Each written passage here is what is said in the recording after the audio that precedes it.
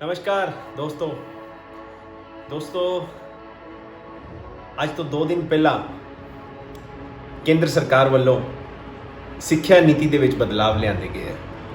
ਦੋਸਤੋ, ਸਿੱਖਿਆ ਕਿਸੇ ਵੀ ਮੁਲਕ ਦੀ ਨੀਂਹ ਹੁੰਦੀ ਹੈ।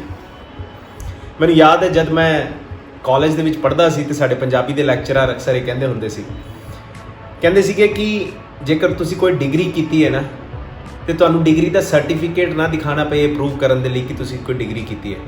ਤੁਹਾਡੀ ਡਿਗਰੀ, ਤੁਹਾਡੀ ਐਜੂਕੇਸ਼ਨ, ਤੁਹਾਡੀ ਸ਼ਖਸੀਅਤ ਦੇ ਵਿੱਚ, ਤੁਹਾਡੇ ਕਰੈਕਟਰ ਦੇ ਵਿੱਚ ਛਲਕਣੀ ਚਾਹੀਦੀ ਹੈ।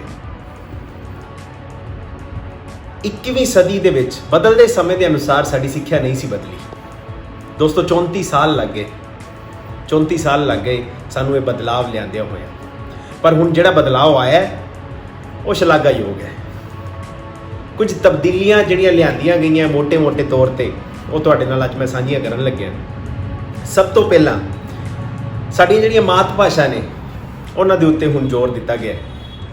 ਹੁਣ ਤੱਕ ਸਟਾਰਟਿੰਗ ਤੋਂ ਹੀ ਜੇਕਰ ਮੈਂ ਗੱਲ ਕਰਾਂ, ਸ਼ੁਰੂਆਤੀ ਦੌਰ ਤੋਂ ਹੀ ਫੋਰਨ ਲੈਂਗੁਏਜਸ ਦੇ ਉੱਤੇ ਜ਼ੋਰ ਦਿੱਤਾ ਜਾ ਰਿਹਾ ਸੀਗਾ। ਪਰ ਹੁਣ ਤੋਂ ਸਾਨੂੰ ਸਾਡੀਆਂ ਮਾਤ ਭਾਸ਼ਾ ਦੇ ਵਿੱਚ, ਜਿੱਦਾਂ ਮੈਂ ਪੰਜਾਬ ਤੋਂ ਹਾਂ ਤਾਂ ਪੰਜਾਬੀ ਦੇ ਵਿੱਚ, ਜਿਹੜਾ ਮੇਰਾ ਕੋਈ ਭਰਾ ਕੇਰਲਾ ਤੋਂ ਹੈ ਤਾਂ ਉਹਨੂੰ ਮਲਿਆਲਮ ਦੇ ਵਿੱਚ 5th ਕਲਾਸ ਤੱਕ ਦਾ ਜਿਹੜਾ ਕਰਿਕੂਲਮ, ਜਿਹੜਾ ਸਿਲੇਬਸ ਹੋਏਗਾ ਉਹ ਪੰਜਾਬੀ ਦੇ ਵਿੱਚ ਹੀ ਪੜ੍ਹਾਇਆ ਜਾਏਗਾ ਜਾਂ ਉਹ ਮਲਿਆਲਮ 'ਚ ਹੀ ਪੜ੍ਹਾਇਆ ਜਾਏਗਾ। ਇਹ ਸਾਨੂੰ ਸਾਡੀਆਂ ਨੀਹਾਂ ਦੇ ਨਾਲ, ਸਾਡੀਆਂ ਜੜ੍ਹਾਂ ਦੇ ਨਾਲ ਜੁੜਨ ਦੇ ਵਿੱਚ ਸਾਨੂੰ ਸਹਿਯੋਗ ਦੇਵੇਗਾ।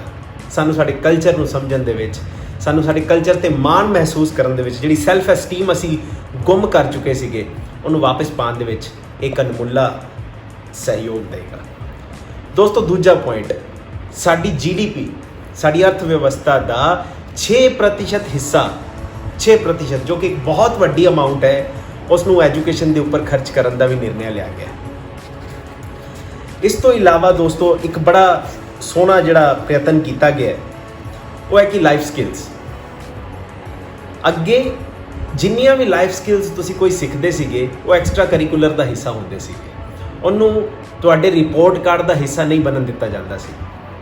ਜੇਕਰ ਤੁਸੀਂ ਕਿਸਾਨ ਹੋ, ਕਿਸਾਨ ਦੇ ਪੁੱਤਰ ਹੋ ਜਾਂ ਕਿਸਾਨ ਦੇ ਬੇਟੇ ਹੋ ਤੇ ਤੁਸੀਂ ਖੇਤੀ ਦੇ ਰਿਲੇਟਡ ਕੋਈ ਤਕਨੀਕ ਸਿੱਖਣਾ ਚਾਹੁੰਦੇ ਹੋ, ਤੁਸੀਂ ਕੋਈ ਕਿਸੇ ਤਰ੍ਹਾਂ ਦਾ ਕੋਈ ਤਕਨੀਕੀ ਸਿੱਖਿਆ ਕਿਸੇ ਤਰ੍ਹਾਂ ਦੀ ਕੋਈ ਲੈਣਾ ਚਾਹੁੰਦੇ ਹੋ, ਉਹ ਐਕਸਟਰਾ ਕਰਿਕੂਲਰ ਗਿਣੇ ਜਾਂਦੇ ਸੀ।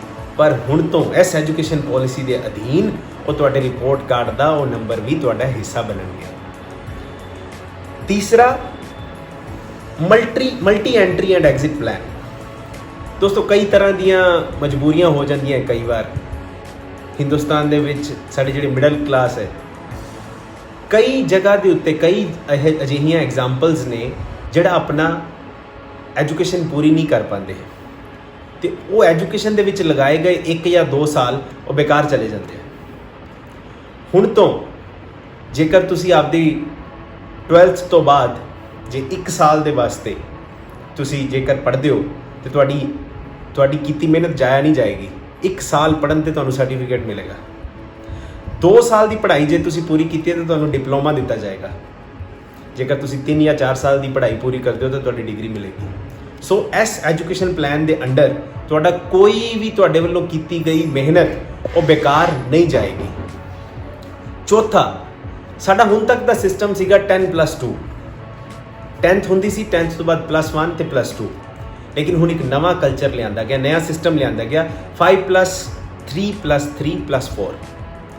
ਇਹ ਸਮਝਣ ਨੂੰ, ਦੇਖਣ ਨੂੰ ਬੜਾ ਮੁਸ਼ਕਿਲ ਜਿਹਾ ਲੱਗਦਾ ਹੈ, ਥੋੜਾ ਔਖਾ ਲੱਗਦਾ ਹੈ, ਪਰ ਬੜਾ ਸਧਾਰਨ ਹੈ, ਬੜਾ ਸੌਖਾ ਹੈ। ਪਹਿਲਾ 5 ਹੈ ਜੋ ਮਤਲਬ ਤੁਹਾਡਾ ਪ੍ਰੀ ਪ੍ਰਾਇਮਰੀ ਤੇ ਪ੍ਰਾਇਮਰੀ ਤੇ ਕਲਾਸ 1 ਤੇ ਕਲਾਸ 2, ਉਸ ਦੇ ਵਿੱਚ ਜਿਹੜਾ ਮੁੱਖ ਤੌਰ ਤੇ ਜ਼ੋਰ ਦਿੱਤਾ ਜਾਏਗਾ ਉਹ ਦਿੱਤਾ ਜਾਏਗਾ ਤੁਹਾਡੀਆਂ ਸਕਿੱਲਸ ਡਿਵੈਲਪ, ਤੁਹਾਡੀ ਭਾਸ਼ਾ ਪਲੱਸ ਮੈਥਸ ਦੀਆਂ ਸਕਿੱਲਸ, ਗਣਿਤ ਦੀਆਂ ਸਕਿੱਲਸ ਨੂੰ ਡਿਵੈਲਪ ਕਰਨ ਦੇ ਵਾਸਤੇ। ਜਿਹੜਾ ਦੂਸਰਾ ਅਗਲੇ 3 ਸਾਲ ਨੇ ਉਸ ਦੇ ਵਿੱਚ, ਅਗਲੇ 3 ਸਾਲ ਦੇ ਕਾਰਿਆਕਾਲ ਦੇ ਵਿੱਚ ਜਿਹੜੀ ਇਹ ਗੱਲ ਕੀਤੀ ਜਾਏਗੀ ਉਹ ਆਏਗੀ ਤੁਹਾਡੀਆਂ ਰਾਈਟਿੰਗ ਸਕਿੱਲਸ ਇੰਪਰੂਵ ਕਰਨ ਦੇ ਵਾਸਤੇ। ਸਾਡੇ ਹਿੰਦੁਸਤਾਨ ਦੇ ਲੇਖਨ ਜੋ ਹੈ ਉਹ ਬਹੁਤ ਕਮਜ਼ੋਰ ਹੈ। ਲੇਖਨ ਨੂੰ ਮਜ਼ਬੂਤ ਕਰਨ ਦੇ ਵਾਸਤੇ ਇਹ ਅਗਲੇ 3 ਸਾਲ ਕੰਮ ਕਰਨਗੇ।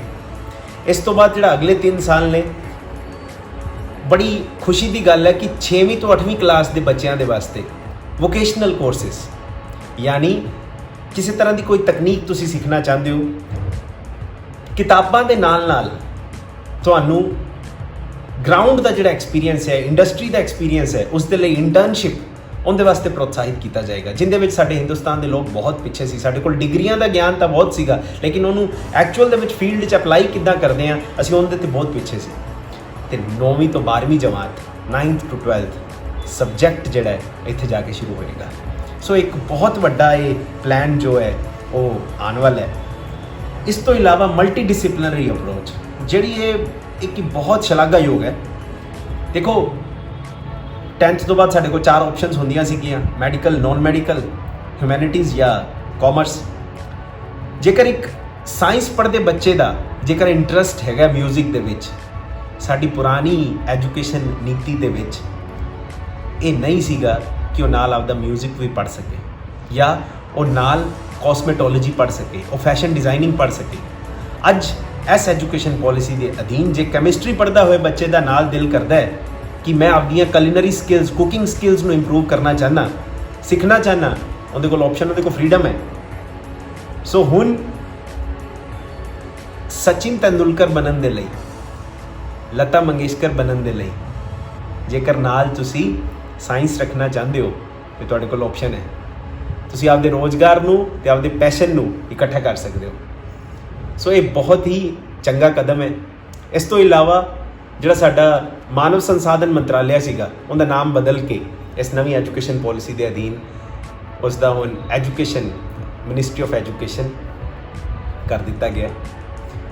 ਸੋ ਇਹ ਜੋ ਕਦਮ ਸਰਕਾਰ ਵੱਲੋਂ ਚੁੱਕੇ ਗਏ ਹੈ, ਸਾਡੇ ਕੇਂਦਰ ਦੇ ਸਾਡੇ ਪ੍ਰਧਾਨ ਮੰਤਰੀ ਜੀ ਨਰਿੰਦਰ ਮੋਦੀ ਜੀ, ਉਹ ਇਸ ਲਈ ਵਧਾਈ ਦੇ ਪਾਤਰ ਨੇ।